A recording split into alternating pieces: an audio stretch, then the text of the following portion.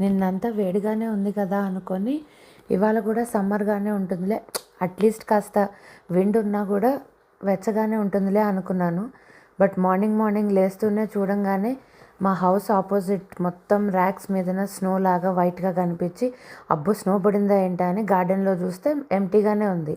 సరేలే వానే కదా అనుకున్నా.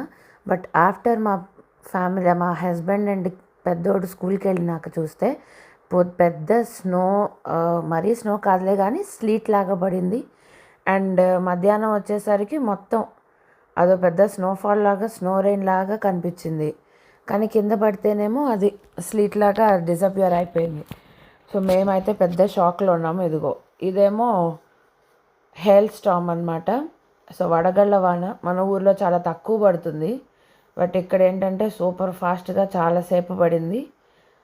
బట్ ఉన్నట్టుండి హెయిల్ స్టార్మ్ పడుతుంది, మళ్ళీ తర్వాత ఏమో వాన పడుతుంది, తర్వాత ఎండ వస్తుంది. నెదర్లాండ్ వెదర్ని ఎప్పుడు ప్రెడిక్ట్ చేయలేంరా బాబోయ్. సో మీరు ఇట్లాంటి కండిషన్స్లోనే ఎప్పుడైనా స్టే చేశారా? అండ్ మీ వెదర్ కండిషన్స్ ఎలా ఉంటాయి? మాదైతే ఎక్స్పెక్ట్ చేయలేని వెదర్, ఎక్స్పెక్ట్ ది అన్ఎక్స్పెక్టెడ్ అన్నట్టు. We cannot expect the weather. So చూడండి ఎంత పెద్ద హెయిల్ స్టార్మో. అంతా పడి ఒక్క సెకండ్లో మళ్ళీ డిసపియర్ అయిపోయి మళ్ళీ నార్మల్ రూట్ అయిపోతుంది. పడిందా లేదా అనే డౌట్ కూడా మనకు వస్తుంది అనమాట. సో నిన్నంతా బాగానే ఉంది, ఇవాళ మొత్తం విండి చల్లగా ఉంది బాగా.